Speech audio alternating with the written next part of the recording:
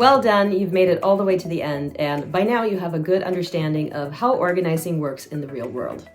So in this video, let's recap what you have learned so far. Before you start any project, you have to be able to envision it and picture what the finish line will look like, because how else are you going to get there? So we need to plan out our project by creating a SMART goal statement for ourselves that includes all the milestones. And then after that, we use the organizing formula to get us through each step of the process. And the core of the organizing formula is, step 1, we gather. We gather everything that we need to organize into one place. Some place out of the way of our ordinary day-to-day life so that we can pause and pick up again if we need to do that. And if you need copies of anything, get it now. This is where we need to prepare. The process may take a couple of weeks or even a couple of months, and that's okay.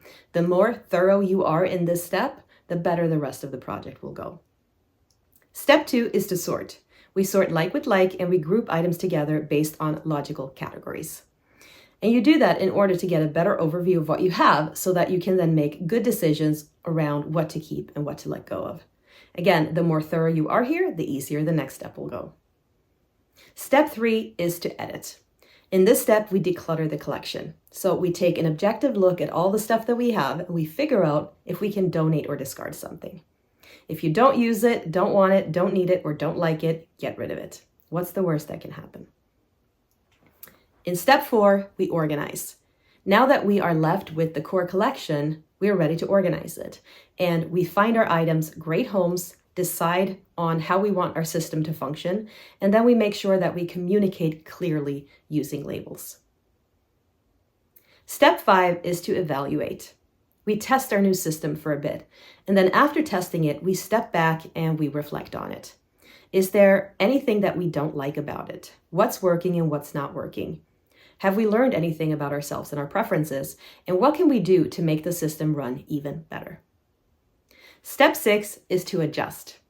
We adjust our new system to reflect the evaluation report, and we do it using the organizing formula because you see, it's a cycle. To stay organized, we are consistent with system maintenance, including reevaluating and readjusting the system every so often. Performance reviews are vital. We rinse and repeat as much as needed to find our ideal system, and it may take a few rotations for you to get it right, but you can do it. Now you might wonder, are there ever exceptions to the organizing formula? And of course the answer is yes. Rules are meant to be broken, so every now and then there will be a situation where we have to reshuffle some of the steps. One of the best examples of this is when you're organizing digital files. Because you see, in manual mode, you would always sort before you declutter in order to have that comparison perspective that we've been talking about. But with digital files, we can leverage the power of technology to move us through the process a whole lot faster. And nowadays we have software and automation tools that can do some of these steps for us in minutes. So in digital organizing, we usually switch step 2 and step 3.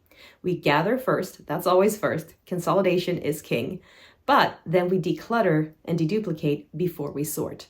And the reason we do that is so that we're not asking the program to sort things that we're not going to keep. Again, that's only possible because of the power of the computer. In any offline analog situation, you wouldn't be able to do that. So yes, every now and then there will be exceptions. The steps will all still be there, but the order might change ever so slightly if we have additional technology available to us. Those exceptions are few and far in between though, so in 99% of cases, the organizing formula will hold up as is. I'm curious to hear your thoughts at this point. What have you learned? Has anything surprised you? Drop me a comment below and let me know. I would love to hear about it. And we just have one more video left to go, so let's bring this home.